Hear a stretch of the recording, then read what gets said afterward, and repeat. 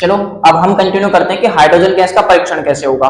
Hydrogen gas कहां से आई ये पता है सभी को? कहां से आई हाइड्रोजन गैस? जवाब दो। नहीं पता। क्यों नहीं पता? हाइड्रोजन गैस अभी हमने बनाई है जब हमने अम्ल और क्षारकों की अभिक्रिया करवाई थी। किसके साथ में? धातुओं के साथ में। जब हमने अम्ल और क्षारक की धातु के साथ अभिक्रिया कराई तो हमारा प्रोडक्ट क्या बना था? लवण प्लस हाइड्रोजन गैस बना था कि नहीं बना था? तो उसी हाइड्रोजन गैस का हम परीक्षण करना चाहते हैं कि सपोज दैट अगर आपको कोई दो कंटेनर दे दे, दो आपको टेस्ट ट्यूब दे दे और उनके अंदर आपको बोल दे परखनलियों में कि भाई आपके एक तरफ तो अम्ल है और दूसरा आपको धातु पकड़ा दिया।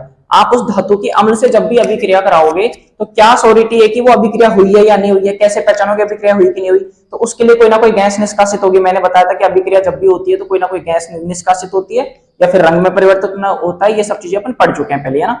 तो अब उसमें से गैस निकल रही है। कौन सी गैस निकल रही है?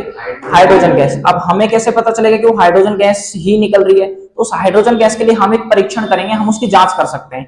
तो जांच के लिए हमने ये डायग्राम बनाया, इसमें देखो यहाँ पर हमने एक परखनली ले ली। ये हमारी क्या है? क्या ये परख नली? ये हमारी एक परख नली है जिसके अंदर हम इस एक्सपेरिमेंट को कर रहे हैं। इसके अंदर हमने देखो जिंक के टुकड़े डाल दिए। जिंक एक तरीके का क्या है? धातु। क्या है? धातु। अब जिंक के टुकड़े हमने इसमें डाल दिया। दूसरा हमने ले लिया अम्ल। अम्ल कौन सा लिया हमने? तनु सल्फ्यूरिक अम्ल। H2SO4 का मतलब सल्फ्यूरिक अम्ल, ठीक है ना? तो हमने तनु सल्फ्यूरिक अम्ल के अंदर जिंक के टुकड़े डाल दिए, मतलब कि ये अभिक्रिया हमारी किसके साथ हो गई? धातु की अम्ल या क्षारक के साथ अभिक्रिया हो गई, ठीक है ना? तो अब अभिक्रिया करने के बाद यहां से हमें पता है कि एक तो लवण बनेगा प्लस दूसरा क्या निकलेगा? Hydrogen gas. तो जो हाइड्रोजन गैस है वो यहाँ से निकलकर कहां पहुंच जाएगी?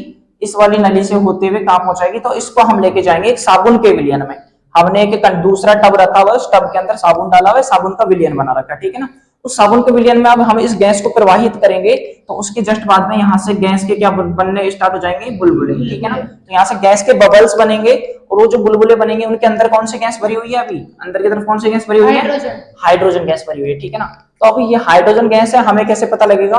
तो भाई हाइड्रोजन गैस की एक खास बात होती है कि अगर उसके पास तुम जलती हुई मोमबत्ती लेके जाओगे या कोई भी गर्म करने की कोई भी चीज लेकर जाओगे, ठीक है ना, जिससे कि हम हीट कर सकें, तो हाइड्रोजन गैस जलती है और जलने के साथ साथ उसमें से कैसा साउंड निकलता है? पॉप का साउंड निकलता है। कैसा साउंड निकलेगा? पॉप का साउंड निकलेगा।